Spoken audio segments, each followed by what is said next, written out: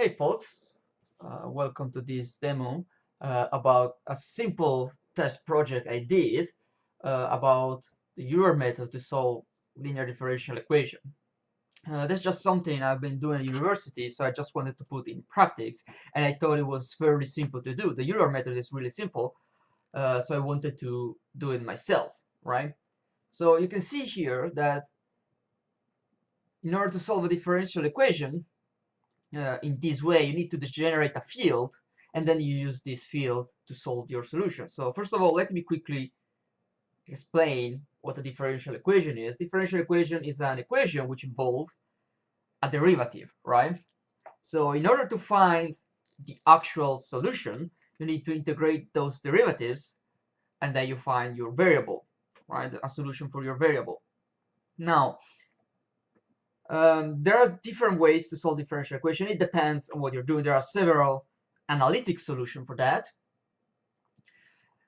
but analytic solutions don't work really well with a computer, right? So instead, the Euler method is a numeric way to find a solution, right?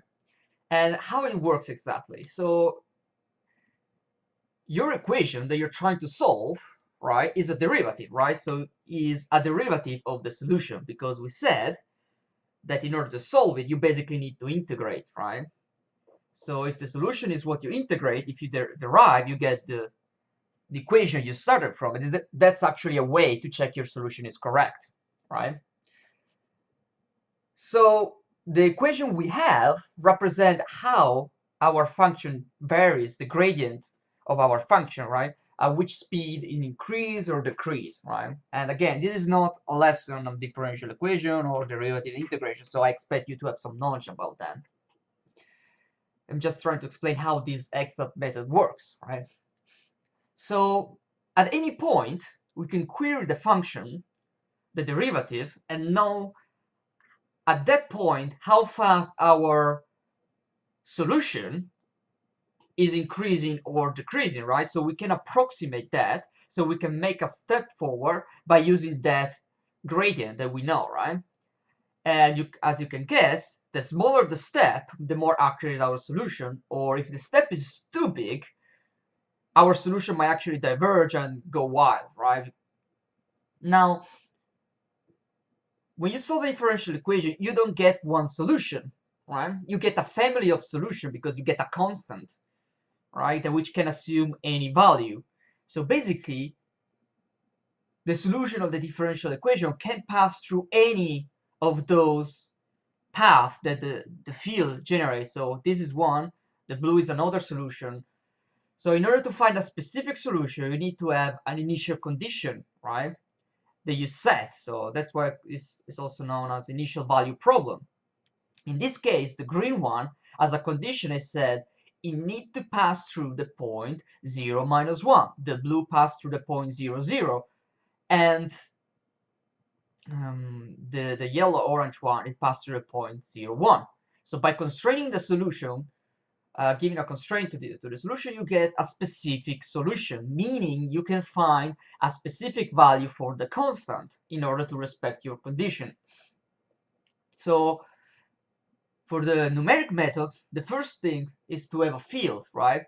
Now, you don't really need a field because that's just for visualization purpose, but basically it lets you sample the field at any point you want.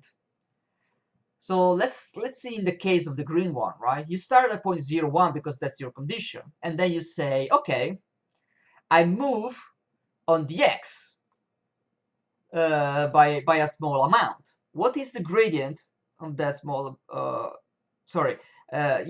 You pick the x value at the point you are, and you see the gradient. Okay, what's the gradient here? And you move based on the gradient. So in this case, you can see that the gradient is negative, so our function is decreasing. So you move forward by that amount. So you step forward by the fixed step, and you compute the new y value. Then you here and you repeat the same, and you see that here the gradient is going back to 0 and then is increasing. So that's your solution. Basically, your field guides your solution. So now I'm going to show you quickly how I did it. The code is free, it's on GitHub, and it's nothing fancy. It's a really simple code, but just to show how I approach that. I'm not going line by line because you can check the code. This thing is fairly well documented and you can have a look at that. All right. So I create first a base class field function, which has an evaluate method, where basically evaluates the value of the function at a specific point, x and y. And this has to be used for your derivative, right? Then instead, the initial value problem is the one that solve and find the solution, and we'll have a look at that later. Then we have a class direction field that generates the field, the red field that you see here, right? So in order to do that, you need to pass a function which is derived, is a subclass of this. So you have an evaluate method implemented, and then how many samples you want to get and how far each sample is divided, and then you just proceed and evaluate the grid at each point and generate a gradient. So fairly simple. You can see the implementation. Where is it? The implementation of our function. So test function, and it's simple y plus x squared, right? And that's generate this field. Let's see how it works. So we divide the sample, so half positive, half negative. So we cover the field in both directions, not just positive. Otherwise, you get just the first quadrant. Then what you do, you compute the steps you want to be on, and you call evaluate. And so you're evaluating the derivative. Means basically the result it gives you is the gradient. So, and the gradient represent how slant, I'm not sure how to say, but how inclined this the tangent line is. So then you just compute the line. That's simple algebra, right? You just multiply by the x step, you get the y step and stuff like that. So you can generate a line, then you draw the line, and that's as simple as that. So you're ready to draw that, and then let's see how the actual initial value problem solves that, right? So again, you grab a function and you say how many samples and step you want to take, and then you need to pass an initial condition, so an initial x and y value, and we'll see later how that works. Then in order to evaluate that, right, again, I divided the sample between positive and negative, so I go positive way and negative from the point I decided. You don't have to, you can just go positive, but I think it was nicer to show the whole line passing through the point, not starting at the point. So what you do, you evaluate the derivative, right? And by manipulating a line equation, right, you just get that the new y value is just the derivative times the step plus the original y value, the one you started from, right? So this is basically the step, the delta y, right? And you sum the delta y to the original y value you had, right? And then you keep doing that and you generate your solution. Then we do the same things in negative, and then I just draw. I'm not going over the plotter because you can see my plotter widget to see how to draw this stuff. It's really simple. Just I generate the points and then I draw those points, right? In the case of the field, I generate a single line between 2 points. In the case of the solution, I generate a point as a strip, sorry, a line as a strip of points, right? So I start with the first 2 points, then the previous point, and the current points, another line, and so on. So that's about it. And let's see how we want to work with that. So we create a direction field just for showing purpose. So with a step of 0.2 and 60 samples. So 30 in one direction and 30 on the other. And then we generate our initial value problem. The function is just test function, we saw it before. And then here we pass a condition 0, -1, then 0, 0, and 0, 1. So that's how I decide where the point goes through. Then I just append that to the direction field and draw. And that's about it. So you may wonder, okay, that's a graphical way, but how do you actually solve that? Well, solving that is really simple and is iterative, right? So you just say, okay, I want to evaluate a point 2. You decide how many samples you want to get, evaluate a point 2, and you just evaluate all the way and you compute the value.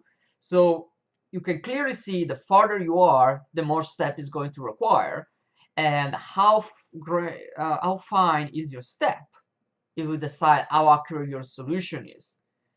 Right? We can even try to do that. Let's see.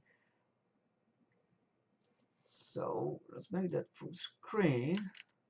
Kill that. Let's try to change the sample. So let's go 0.3 and let's see what kind of result we get. Right? So you can see that the samples are much smaller and we get a different result. Let's actually see if I can run both ways. So let's detach the process. So that's the first one, and then let's dial back down the solution. Sorry, the step, and here we go. That's the other solution. So where is the other one? Here we go. So those are the two solution compare. So you see that here we are going above the curve. We are going out. So it's slightly is more offset. So you can see, for example, the intercept with the x-axis is way more closer to 3, corresponding to the smaller solution, right? So that's the step is gonna give you the right value, the more accurate approximation, right?